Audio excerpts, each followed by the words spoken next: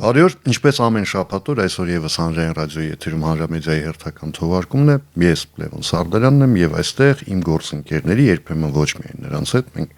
քննարկում ենք հայրենի մեդիայի խնդիրները։ Ասեմ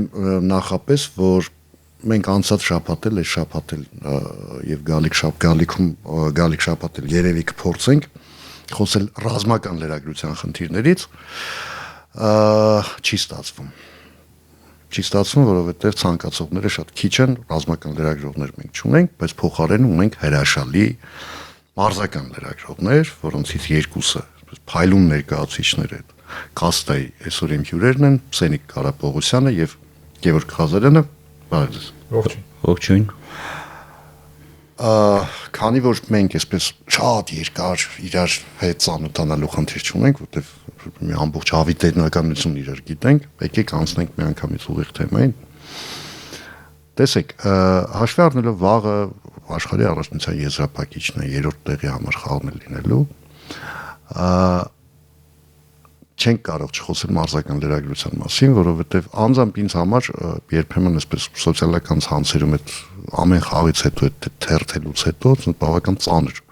զգացողություն է առաջանում իմ գործընկերների հետ կապված, որովհետև այսպես ասեմ, գովասանքը նվազագույն է, եթե այդպեսին լինում է։ Հիմա ինչ խնդիրներ կան մարզական լրագրության ոլորտում, որ այդ խնդիրը լուծել չի ստացվում, ըստ ձեզ։ Թույլ կտամ ավակ սերունդը խոսի։ Լևոն ջան, նախ շնորհակալ եմ հրավերի համար, ինչ վերաբերում է հարցիդ շատ, այսպես ասեմ, մասսական է։ Ինչպես երկրի արդեն վիճակից սկսած, մինչև խորհրդանոցն այդտեղից պետք է փնտրել։ Գումարած արդեն սեփական բիզնես, գործատու, ասենք այդ նույնիսկ նկատի ունեմ խնդիրները այդտեղ պետք է փնտրել, որտեվ կոնկրետ ասել թե խնդիրներ չկան, իհարկե միանշանակ բոլորս խաբած կլինենք, խնդիրներ կան, որակի պահով իհարկե այսպես սուբկոորդինացիան պահելով պարզապես միշտ խուսափում եմ, ինձ լավ գիտես միշտ խուսափում եմ որևէ մեկին աշխատանք տալուց կամ առավել եւս քննադատելուց, թեկուզ զակուլիսներ վիճակով, բայց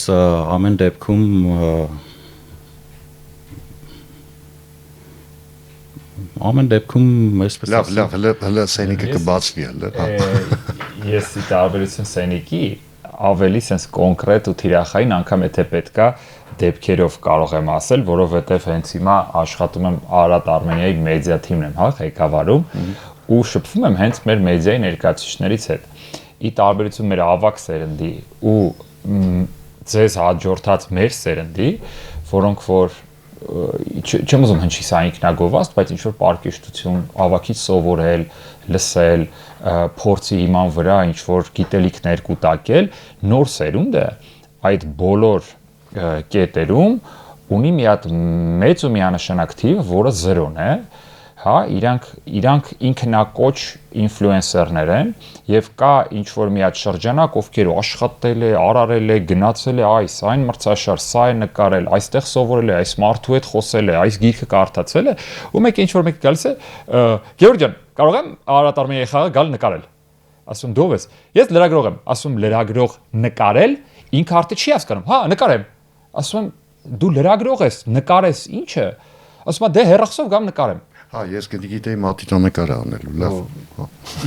Ապշում ես մի անգամից եւ նույն մարդը կարա 2 օր հետո գրի դեպ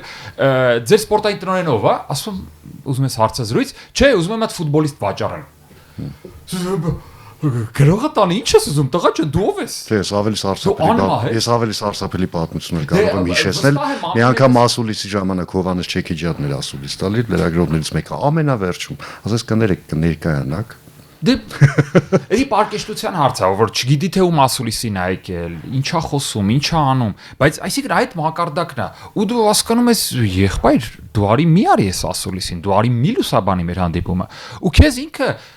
ես արի այդ բառը հենց օգտագործեմ, լկտիաբար հակադարձում ասում է, ոչ մեկ ձեզի չի լուսաբանի։ Եղբայր, եթե դու քո մասին այդ կարծիքն ունես, որ քո լուսաբանելը ծածկում է ամբողջ համացանցը եւ մի բան էլ ավել, կներես, բայց ես չեմ էլ ուզում քո լուսաբանել։ Չէ, դա ամբարտավանությունը շատերին է ծանոթ, որում այդ ամբարտավանությամբ վարակված են հիմնականում մարդիկ, որոնց ինտելեկտուալ կարողությունները մեղմ ասած կասկածի ենթակա են, բայց օրինակ ես տեսեք, որ ասեմ մեր ակումբների այդ ասուլիսներին հետևում եմ, չէ, բայց ասենք սովորաբար երբ ազգային հավաքականի գլխավոր մարզիչը ասուլիս է տալիս, բնականաբար լսում եմ, այս վերջին շրջանում ասենք Եղիշե Մելիքյանը մի քանի ասուլիս արեց ու ես անկեղծ ասած հարցերի 95%-ի դեպքում այդ իսպանական ամոթ արտահայտությունը, այդ իմ մաշկի վրա զգացի դա ինչ է, որովհետև այդ խեղճ մարդն չգիտի ինչ ռեակցիա տալավ, ես ինչ են հարցնում։ Դեռ ակնհայտ քաղաքական հարցերից սկսած, մինչև չգիտեմ, բաներ, որ մարդը գնում է ֆուտբոլային ըստ էության միջոցառում լուսաբանելու, ֆուտբոլիստ մենակ գիտի, որ գնդակը կլոր է, վերջ։ Ուրիշ ոչինչ չգիտի։ Բայց հիմա ցավոք սրտի դա ընդհանուր առմամբ դաշտի խնդիրն է, նկատի ունեմ ժուրնալիստիկայի։ Մասնավորապես սպորտային լրագրության, բայց այստեղ մի հետաքրքիր առանձնահատկություն էլ կա։ Բոլոր այն սպորտային մեկնաբանները, սպորտային լրագրողները, որոնք իրոք իրենցից արժեք են ներկայացնում, որոնք պատրաստվում էին իրենց լուսաբանումներին, որոնք այսպես հապրպտում էին, գտնում էին ինչ որ հետաքրքիր նյութեր էին անում, ամենայն դեպս ամեն ինչ անում էին, որպեսզի կներեք իհարկե, եթե կոպիտ հնչի, որպեսզի հիմարի տպավորություն չթողեն, եթերում կլինի, թերթում կլինի, կայքում կլինի, որտեղ կլինի, այդ մարդիկ աստիճանաբար սկսեցին դաստի դուրս գալ։ Ես չեմ ուզում ասել դուրս մղվել, բայց չէ համահավասարեցման մի հատ այսպես բան գնաց ընդհանուր առմամբ, համահավասարեցման, ու այդ համահավասարեցումը բարձր մակարդակի մասին չի, հա, այդ բարձր նշածող մասին չի, ներքևի վրա գնաց, ինչու։ Ոնց ասենց ասեմ, սկսեմ նախ սոցիալ մեդիա հարթակից, ինտերնետային կայքերից, որտեղ դեռ 4-5 տարի առաջ գուցե մի փոքր ավելի շուտ լրագրողները սկսեցին իրենց տեղը զիջել թարգմանիչների։ Կոնկրետ թարգմանչական գործ է գնում մեծամասամբ, ասենք իհարկե կան ինտերնետային կայքերում աշխատող լուրջ գործընկերներ ունենք, բավականին լուրջ ճանապարհ անցած, բայց մեծամասամբ 90%-ը պարզապես թարգմանությամբ են զբաղված ու հիմնականում նստած են ռուսական կայքերի վրա, այսպես ասեմ։ Դրան գումարած իհարկե ել եմ ասում, գիտես, սուբկոորդինացիան պահում եմ, երբեք ոչ մի մեկնաբանի աշխատանքին չեմ անդրադառնում, երբեք, նույնիսկ էլի պատերի ետևում ոչ մեկից չեմ խոսում, առավել ևս չեմ չարախոսում, բայց այսօր խաղ մեկնաբանելը մեծամասամբ դարձել է եթերում զրուցել, ոչ թե խաղ մեկնաբանել, խաղը քանդել, հավաքել, չգիտեմ, փորձել մարշի տեղ վերլուծություններ անել, այլ պարզապես շատ եմ հանդիպում, երբ որ ասենք ուղղակի պարզապես եթերում զրուցում են, ասենք խաղը անտեսելով։ Հիմա էլի նույն գնում ենք կպնենք գործատուներին, որ իրենք պետք է ավելի աչալուրջ լինեն, իրենք պետք է ավելի ուշադիր լինեն։ Գևորը երբ որ ժամանակին Հայաստանի ֆուտբոլի ֆեդերացիայի մամլոյցարարության բաժնում էր, Գևորի հետ էլ մեր հայկետը շատ է ասենց ասած ճակերտի մեջ, չափի մեջ, որտեղ երկուսը իմ ընկերներն են 100 տարվա մտերիմ հարաբերությունների մեջ ենք, շատ է հետները վիճում, կռվում, ասենց ճակերտի մեջ եմ էլի ասում, որ Պորտուգալիան է գալիս հայտերը խաղը լուսաբանել դառնում են, չգիտեմ, 100, 200, չգիտեմ, ասենք խոսքի մարդիկ են, ասենք գալի ուզում հավատարմագրվեն, բլոգերներ են ցանկանում հավատարմագրվել, այսինքն ուղղակի տոմս չեն կարող առնել կամ տոմսը վճարելու համար վճարունակ չեն կարող, որ գնանք հավատարմագրվենք ու զատնո նաև ֆուտբոլը կնայենք, Ռոնալդոին կտեսնենք, բայց երբ որ գալցա Կոսովոյի հավաքականը կամ Մոլդովա, Ղազախստան, Գևորը կփաստի կարող 10 հոգուց ավել չհավատարմագրվի նմանատիպ խաղերի։ Ասենք ես նույն ասենք մեր ֆուտբոլի ֆեդերացիային ասենք ժամանակին առաջարկել են, որ կոնկրետ պետք է նայվի տվյալ լրատվամիջոցի, տվյալ լրագրողի վերջին լավ երկար չէ, բայց գոնե 2 տարվա գործունեությունը։ Հավատարմագրվել ես Կոսովոյին, Ղազախստանին, Մոլդովային, դու ավտոմատ հավատարմագրվում ես, այսինքն տարվա ինչ որ աբոնոյի նման մի բան պետք է մտածվի այդտեղ։ Առավել եւս ասենք բողարակս բանկերի նման նայում ենք որ վարկային պատմությունից զատ նայում են նաև ինչքան հարկեր ես վճարել որ հասկանան այս մարդուն վարկ կարելի է տալ թե չէ։ Հիմա նույնը ասենք նույն ես օրինակ անկեղծ եմ ասում ես 3-4 հոգու պրոֆուտբոլի կայքում աշխատող հեռացրել եմ երբ որ նկատել եմ որ հավաքականի խաղին ուղղակի եկել է պարզապես պրոսը խաղին անվճար տոմս որպես անվճար ներկա լինի, մյուս օրը հենց անմիջապես դրան կողմն եմ ցույց տվել, հարցը դա չի։ Բայց հիմա չգիտեմ, ասենք նույնը մեկնաբանական դաշտում, ամեն դեպքում գործատում պետք է աչալուրջ լինի, մեկնաբաների մեղավորությունը ասեմ, կա նաև այդտեղ գործատուի մեղավորությունը նաև ես տարբեր հեռուստաընկերությունում աշխատելով նաև տվյալ հեռուստաընկերության ղեկավարն դուր էր գալիս, որ ավելի շատ էր ինֆորմացիան լինում Google-ային պատմություն, ստատիստիկա, վիճակագրություն, այսի ասեց, այնի ասեց, այնի խփեց, մյուսը պաշտպանվեց տնօրեն կար, հեռուստաընկերության տնօրեն կար, որ ինքը ընդհանրապես չէր հավանություն չէր տալիս նման Google ինֆորմացիային, խնդրում էր միայն խաղից խոսալ։ Դե այդ հազվադեպ հանդիպող երևույթ է։ Հա, բայց դա էլ ճիշտ տարբերակ չի ամեն դեպքում։ Անկես լինի, որտեղ պետք է միքս լինի, համեն լինի, համ ինֆորմատիվ պիտի լինի։ Ես մերս բարձրաձայնած թեմաներին փորձեմ համակարգում տալ ու ասել, որի հետ եմ համաձայն, որը այդքան ֆատալ խնդիր չի, հա։ Օրինակ, Սենիկ շատ կարևոր կետերով սենց խփեց, ես հիմա ասեմ, որ նա ու ինչով է դա պայմանավորված։ Նույն խաղերին ներկայագտնում Պորտուգալիայի 100-ից ավելի մեդիայից մենք ստացել ենք բան, հավատարմագրվելու հայտ, եւ այդ 100 մեդիան գալիս է նստում է, որպեսզի հասկանանք, հանրապետականի ամենաթոփ տեղերում լրագրողների համար հատկացվում է ամենավերևը, սիրուն, կարմիր, անվճար փաստացի, որի համար իրանք վճարելու են 10,000 կամ ինչքան որ սահմանում են գինը։ Այսինքն top տեղը ընտիր տեսարան պլյուս top ֆուտբոլիստներ։ Հիմա մեղադրելու չի, օքեյ, արի դու լուսաբանի։ Արի դու նստի, բայց քո մեդիան հիմա անգամ կարող եմ անուններ տալ։ Հիմա իրանք ուզում ես ասես, եղբայր, դու Հայաստանի առաջնության որևէ հանդիպում երբ ես վերջին անգամ լուսաբանել, կամ նույն այդ Կոսովոյի հետ ընկերական, չես լուսաբանել, շնորհակալություն, հաջորդ անգամ չես ստանալու։ Օրինակ, բայց մի անգամից սկսում է կոնտր հարցակում քո բանի վրա, կառույցի վրա, ՀԿ-ի վրա, ակումբի վրա։ Բա իմացակ, այսուհետ կա վերաբերմունք այս մեդիաներին չեն բանանում, չեն լուսաբանում, իրանք դե չեն ասում, որ իրանք չեն լուսաբանում, մենք սպորտի բաժին ունենք։ Պետիկ լինելով էլ ասում են դուք բաժին ունենք։ Մենք սպորտի բաժին, ձեր սպորտի բաժինը որտեղ վերադառնում ենք էլի Սենիկի ասացին թարգմանիչ դառնալը որպեսի բացեմ այդ միտքը թարգմանիչներ են այլ ոչ թե լրագրողներ իրանք պարզապես բացում են լրահոսը ռուսական կայքից նայում են Լիբերտադորեսի գավաթը հաղթել է Սան Պաուլոն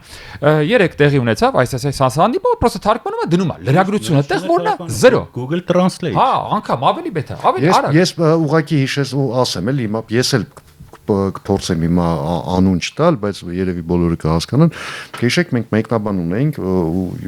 ինձ համար անհասկանալի է, երբ իրան տենց մտքի գիգանտ են ներկայացնում որպես սպորտային լրագրության եւ այլն, որը ամբողջ խաղի ընթացքում խոսում էր ամեն ինչից, բացի տվյալ խաղից։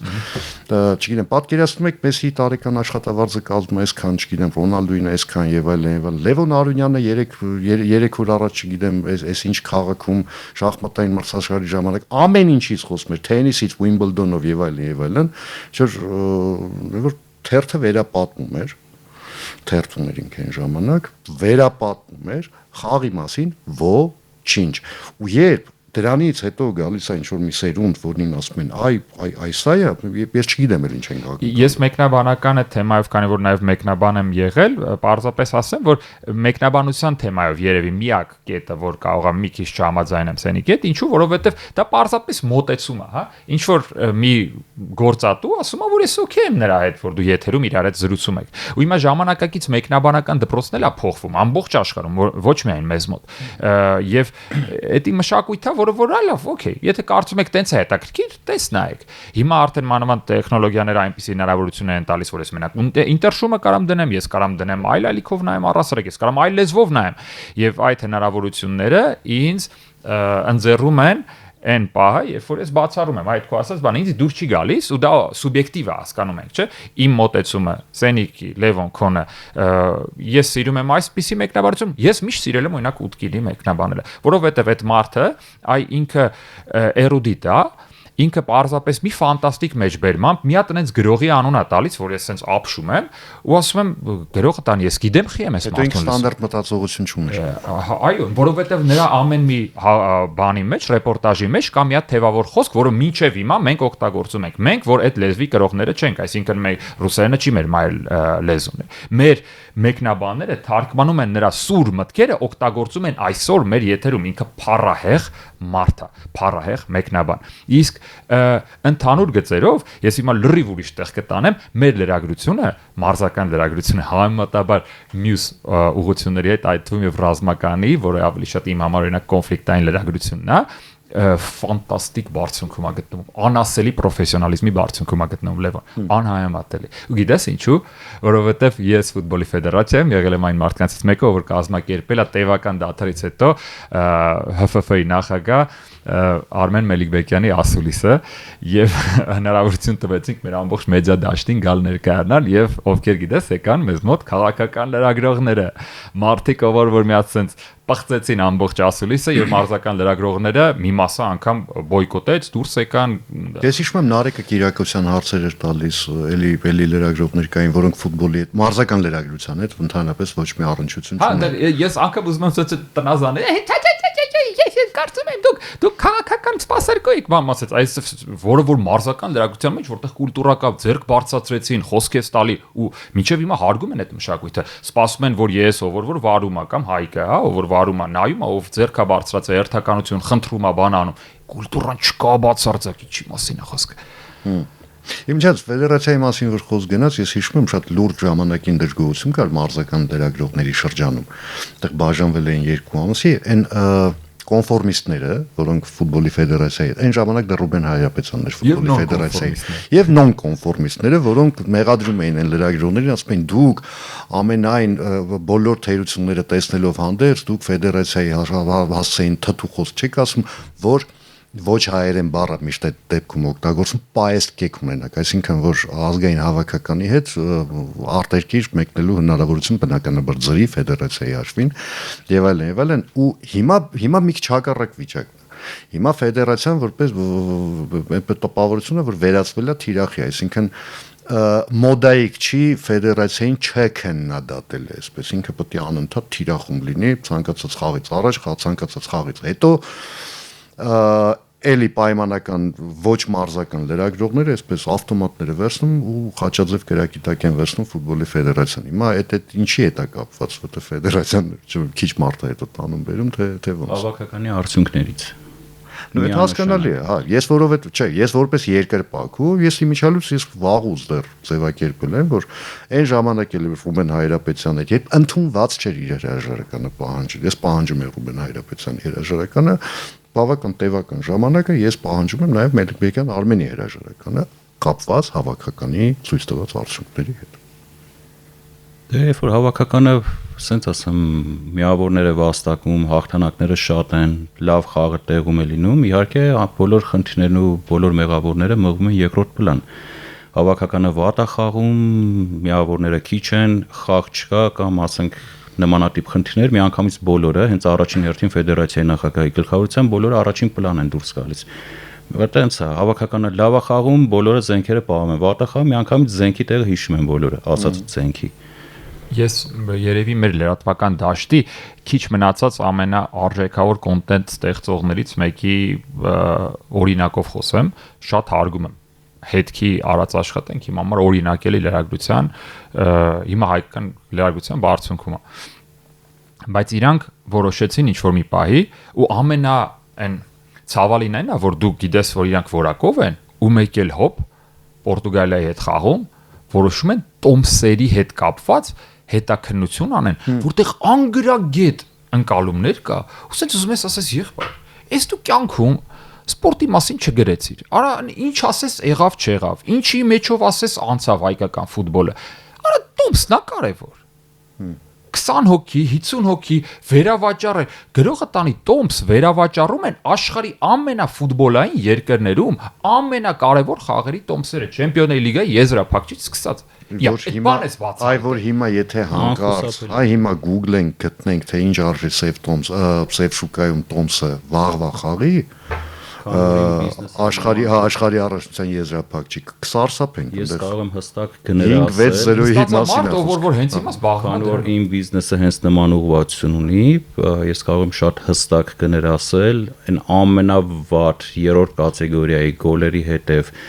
երրորդ Յարուս ամենաէժան տոմսը $6,500, մինչև $44,000 տոմսի գներն է, եզրափակիչ խաղի տոմսի մասն ենք խոսում։ Հիմա օրինակ այդ հղումը ասես ուղարկես իրանց ասես ժողովուրդ ջան մի հատ ընդհանուր պատկերացում կազմեք, նոր որոշեք հետաքննական հոդված գրել, որը որ գիտեք ինչ անում, բանը հենց այդ օրվա քո աշխատակը դեմպինգ է անում։ Հետքը գրեց, ճպ, վերադասից զանգ, Գևորգ ջան, էս ինչ են գրել, դու էլ ծանոթ ես իրանց հետ կամ չգիտեմ, մի հատ կարող ենք հասկանալ, էլի։ Պլյուս իրանցից եկել է բան, մեկնաբանության հարցում։ Այսինքն մի անգամից դառնում է, որ ես ամբողջ օրվա գործերս թողում եմ, որովհետև ես հարգում եմ հետքին, մեկ էլ ասում եմ, դե ժողովուրդ ջան, մեր մեջ ասած հոդվածը կարդացի, տոտալ անգրագետություն է, կամ պետքա ասենք, որ այս ամեն ինչը մի կողմ դրեք, ասեք, որ մենք անգրագետ հիմար բան ենք գրում հեռացնում ենք, կամ պետք է անարձագանք թողենք, որովհետև ես դրա այդ ընթացքում պետք է օրինակ միջազգային լրագրողներին դիմավորեմ, ճամփեն, գամ, բեյջը տպեմ, տանեմ Էսյանեյան, այսինքն իրանք ինչ արեցին, ինչով օգնեցին այս process-ին։ Հələ բայց ռեալ էլի մտածենք, ինչ արեցիր։ Դու գրեցիր հոդված բանի մասին, տոմսերի քո պատկերացրած խնդիրների, որ ամբողջ աշխարհում կա, իսկ իրականում մեր մոտ չկա, մեր խնդիրները։ Ասացի խնդիրը ֆեդերացիային կերակիտակ առնելն է, ամենայն հարգանքով ես էլի եմ ասում, Արմեն Մելիք-Բեկյանը իմ կարծիքով վաղուց պետք է հրաժարական տված լինի, բայց ոչ այս մեթոդներով։ Ես ֆեդերացիայում աշխատել եմ մարտով որ մեջից, գիտի խնդիրները sense կարամ ձևակերպեմ հանեմ, դնեմ բոլոր երեսին, ասեմ այս մարտը այս տեղում, այս կառույցը, այս բաժինը վատ աշխատում։ Ես էլ իմ ընկալումն ու ոչ մեկ ինձանից ավելի հիմնավոր չի կարա հիմնավոր, որովհետև դա տեղի ունեցել ընդամենը 1 տարի առաջ, իդեալական պատկերացնում այդ համակարգը ոնց է աշխատում։ Հա բայց նայում ես քո ասածով Լևոն ջան, ով ինչ է ասում, ինչպես է թիրախավորում, գլուխը տեսում քորես, ասես դե օքեյ, եթե թիրախը դա ես ընկալում ու կրակում ես այդ ուղությամբ, եղբայր դու ծուռ ես։ Ես մի շատ սիրելի օրինակ ունեմ, լրատվամիջոցի անունը չեմ տա, երբ ես Երևանի քաղաքապետարան լրատվության վարչության պետն էի, լրագրողներից մեկը զանգեց, ասաց պարոն Սարտարյան, Երևանում մասնավոր գործունեության մասին է խոսքը, բիզնես գործունեության, ինչքան չհայտնաբերված դեպք կա։ Ես մի 3 րոպե մտածում եմ պատասխանի վրա, ինչ պատասխանեմ, ինչքան չհայտնաբերված կա, ոչ թե հայտնաբերված։ Ասի այդքան էլ իմանայի գլխավոր դատախազը ես կլինեի երևի։ Հա։ Հիմա բայց այնուհանդերձ լավ դաշտը մենք դաշտի մասին շատ ենք խոսել ընդհանուր առմամբ եմ ասում լրատվական դաշտի մասին բայց այն որ խնդիր կա նաև մարզական լրագրության դաշտում որում ինքը ֆատալ չի ասել Գևորգի հա ինքը մարզական լրագրողը կարող է լավը չլինել այսպես հա շատ ես ներողություն եմ խնդրում էլի ձեզնից իհարկե որտեվ ինքը հա տենց կենսական խնդիր չի ինքը չգիտեմ քաղաքացիական բախումների չի բերի եւ այլն բայց ինքը ամենամասսայական լրատվության մի ձևերից մեկն է որովհետեւ սպորտը ամենամասսայական երևույթներից է մեր կյանքում եղած մասնավորապես ֆուտբոլը ու ես երբեմն ճիշտ ասած չեմ կարողանում հասկանալ միգուցե ես սխալվում եմ դուք եք մասնագետներ այդ դաշտի ես չեմ կարողանում հասկանալ որ մարդը մեկնաբանում է եւ ֆուտբոլ եւ ըմբշամարտ եւ բոքս եւ ասենք ծանրամարտ ես չեմ կարողանում հասկանալ դա ոնց է այդ մարդը բազմատաղանդ այդպես լինում է այդպես թե Չէ, ես այդքան բազմատաղան չեմ, որտեվ կյանքում ֆուտբոլից բացի ուրիշ ոչ մի մարզաձև երբեք չեմ մեկնաբանել, չնայած իսկ փորձնականը չէ, ընդհանրապես, բայց շատ պրոֆեսիոնալ դա առանց բարձրանալու, առանց շապազանցնելու եմ ասում, բասկետբոլ, հոկեյ, NHL, NBA գիտելիքներս որ մանկուց է գալիս։ Իսկ ուղղակի շատ խանդով եմ վերաբերվել, որ ֆուտբոլից բացի ոչ բան չեմ մեկնաբանելու, անկեղծ եմ ասում։ Իհարկե, ցկելու պահով կարող եմ, ասենք, ամեն էշը ցեխից կանեմ, հարցը դա չի։ Օրինակ ես սովորաբար հրաժարվել եմ մշակութային նյութերից, շատ բոնալ պատճառաբանություն էի բերում, ասում եմ իմ ձայնը մշակութային չի։ Որ ուրիշ տարբերակ ծրելու չունեի էլի։ Հա, իմ ձայնը մշակութային չի, ինձ ավելի շատ քաղաքական անկալում, վազն անցեք ինձնի։ Ես իմ մոտ մի հատ առանձին էտիկը գրեմ, գիտես, որպես ֆանտաստիկ ալիբի։ Եթե ճիշտն ասեմ, հիմնավոր պատճառը հետեւյալն է, մինչև վերջերս մենք չունեինք